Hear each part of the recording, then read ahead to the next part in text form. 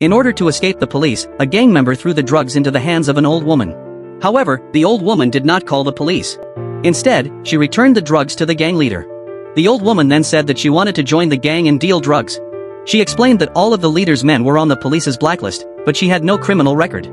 The police would never suspect an old woman of dealing drugs. So the leader cut a pound of drugs and let the old woman give it a try.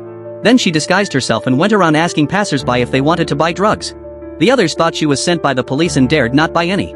In the end, the old woman found her first buyer. When the others realized she was not an undercover cop, they began to buy drugs from her. Soon, she sold out all the drugs. When she returned to the leader with the money, everyone was astonished. This time, the leader gave her more drugs. However, as soon as the old woman walked out of the leader's apartment, she was detected by a drug-sniffing dog on patrol nearby. The dog went crazy and started tearing at the basket. Fortunately, her son-in-law was also nearby and stopped a tragedy from happening.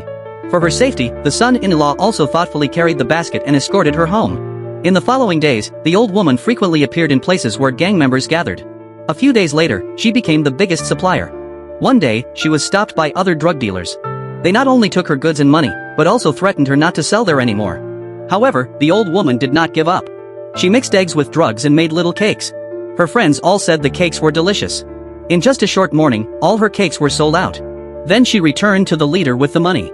This week, she had already come 3 times, and her sales were higher than their entire year's income. At this time, the old woman wanted to increase her commission to 30%, but the leader disagreed. So the old woman said that if he did not agree, she would work with other suppliers. With no other choice, the leader had to agree. Because the cakes contained drugs, many people became addicted. This time, she sold them all in just 2 days, so the leader decided to give her more drugs.